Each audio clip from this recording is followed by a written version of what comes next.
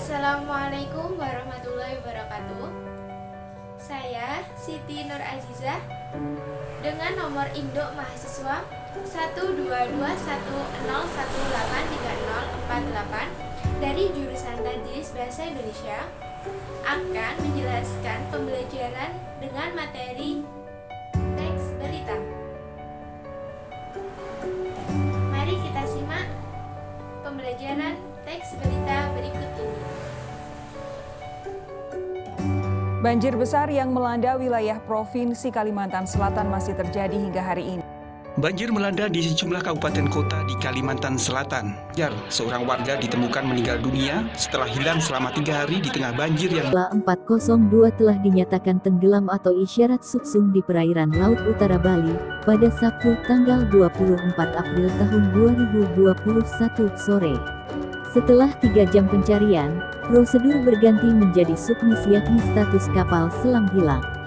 Gabungan masih melakukan pencarian untuk menentukan titik pasti di mana KRI Nanggala 40 tenggelam pada kedalaman 850 meter. Nah, setelah kalian melihat video yang telah saya tampilkan tadi, apakah kalian mendapat gambaran tentang teks berita? Nah, mungkin kalian tidak asing dengan berita. Kalian biasa menontonnya di televisi maupun di handphone genggam kalian masing-masing. Nah, mari kita lanjut kepada materi kali ini, yaitu teks berita. Apa itu teks berita? Teks berita merupakan teks yang melaporkan kejadian, peristiwa, atau informasi mengenai suatu yang telah atau sedang terjadi.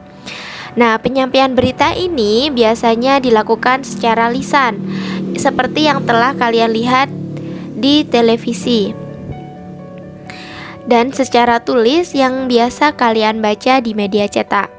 Nah, berikut ini adalah beberapa gambar kejadian-kejadian atau berita yang terjadi di Indonesia, yaitu seperti jatuhnya pesawat Sriwijaya, terjadinya banjir, kebakaran, dan tenggelamnya sebuah kapal Nanggala 402 yang terjadi pada bulan April kemarin. Nah, selanjutnya seperti yang telah saya jelaskan di awal tadi, bahwa berita bisa berupa media lisan yang dapat kita dengar dan dapat kita lihat melalui media elektronik atau media sosial. Kemudian berita juga bisa berupa media cetak atau biasa kita baca di sebuah koran-koran atau majalah.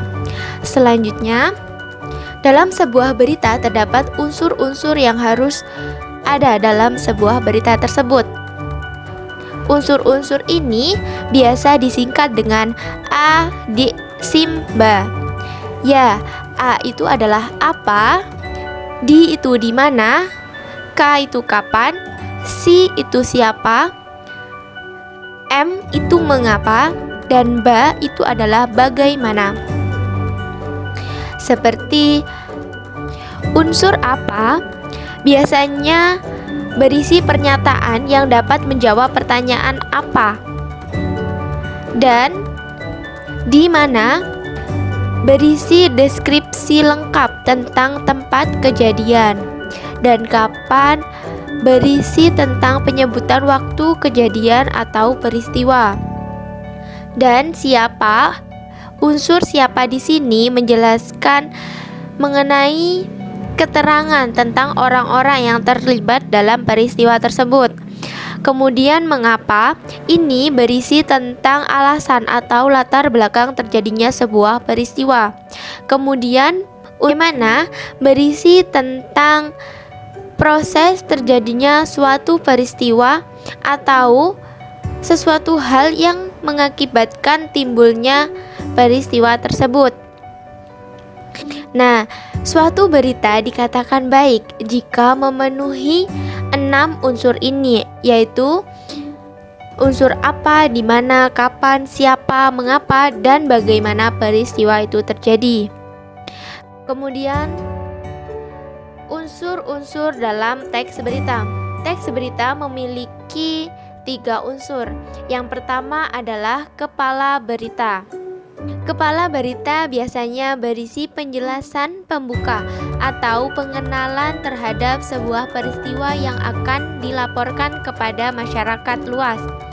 Nah, kemudian di tubuh berita ini berisi tentang informasi pelengkap yang berisikan fakta-fakta dan data-data tentang peristiwa tersebut yang sifatnya berurutan atau kronologis. Dan yang terakhir adalah ekor berita. Ekor berita ini biasanya berisi tentang informasi tambahan dari narasumber sebagai pelengkap. Nah, agar lebih dapat menggambarkan tentang struktur teks berita, kita dapat mengamati pada gambar berikut ini.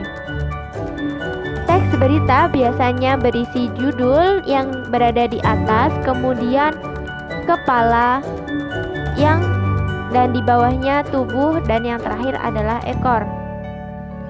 Mungkin jika mempertanyakan kenapa struktur teks berita berbentuk piramida terbalik, hal ini karena penggambaran bagian paling atas merupakan bagian yang paling penting, dan semakin ke bawah informasi semakin tidak penting. Maksudnya hal ini hanya pelengkap. Kepala berita berisi inti berita atau mencakup unsur-unsur berita yang dapat disingkat dengan adisimba. Dan yang kedua adalah tubuh berita yang berisi penjelasan dari unsur berita, dan yang terakhir adalah ekor berita yang berisi informasi tambahan serta kesimpulan berita.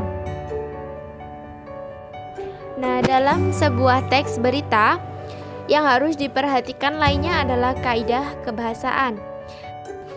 Nah, yang harus diperhatikan dalam sebuah teks berita lainnya adalah kaidah kebahasaannya.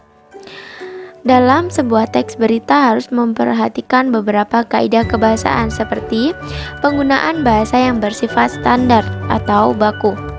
Penggunaan bahasa yang standar atau baku akan memudahkan pemahaman banyak orang, karena bahasa yang standar biasanya bersifat universal dan sebagian besar kalangan masyarakat akan mudah dalam memahaminya. Kemudian yang kedua adalah penggunaan kalimat langsung. Dalam sebuah teks berita, kita akan menemukan beberapa kalimat langsung. Nah, ciri dari kalimat langsung ini biasanya ditandai dengan 2 tanda petik ganda dan disertai keterangan pernyataan. Penggunaan kalimat langsung ini biasanya berkaitan dengan pengutipan pernyataan-pernyataan oleh narasumber berita.